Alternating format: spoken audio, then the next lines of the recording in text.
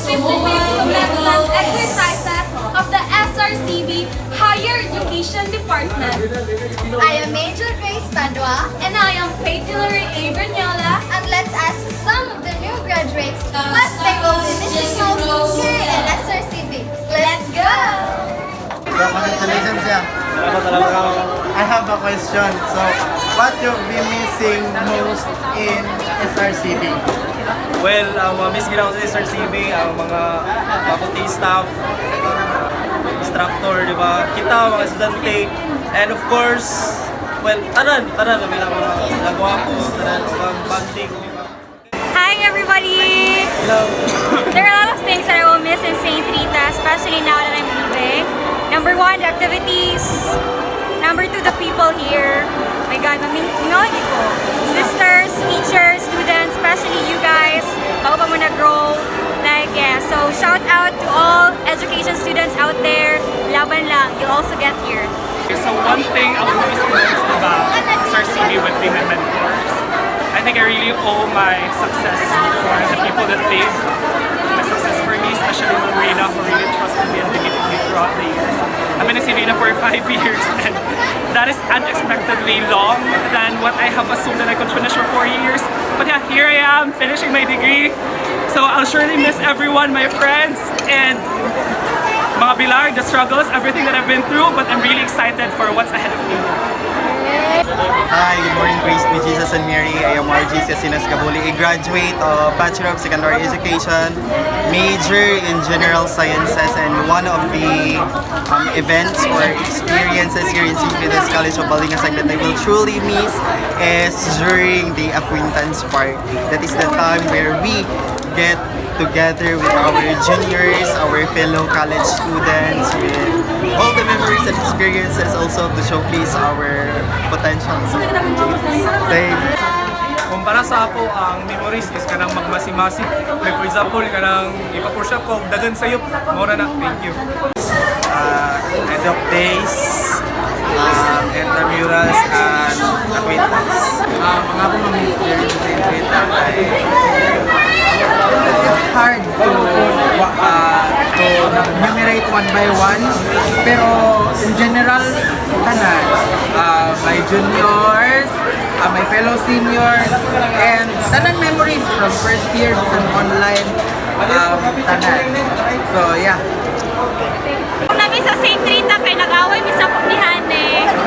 Ako malimtan din sa St. Rita is kami ang overall champion during sa intrams. Ako dali malintan sa St. Rita is mga classmate nga mga badlungon. Sa mga miss diri sa St. Rita is sila sister, mga personnel, outcome programming, as Indesel. Ang energy sa St. Rita. Marata. Everything, because I studied here in St. College of Balingasag since junior high school, senior school, until college. Now, we are now graduates, and we are And college night, kapitong acquaintance yan. So, nang promise na mo and memorable sa college day. hopefully we are able to survive this course. And I will miss my friends, the teachers, and my students also, and everything. Kami sa St. Rita kay ang mga activities labi na sa intrams, tapos ang mga praise jam labi na sa ako kay hilig ko og music, kami mag-handle sa praise jam. Unang grabe ka na isang experience diri gid sa St. Rita. Unang enroll na mo. Ang ginawalimutan is intrams. Sa ako is mga activities, siguro itong culture dire, and then the teachers, and then ang bondings. Ora. Okay, so hi everyone! Praise to Jesus and Mary. I am Phil Gabriel Bunzolam Dagan, a fourth year Bachelor of Science in Hospitality Management. I don't have a major, only a major, and that is in dancing. And yeah, so pinaka-miss na ako sa school is nakita man ako karon si Ate Ning. Kaya since grade 7 pa siya, Siya na ang sige hatag sa ako sa canteen sa mga food. And then, one thing that I would definitely miss is the friendship and the camaraderie that I was able to build up in the school all throughout the years that I have become as a Rotarian student. Because most of it, those are the things that I definitely treasure within me.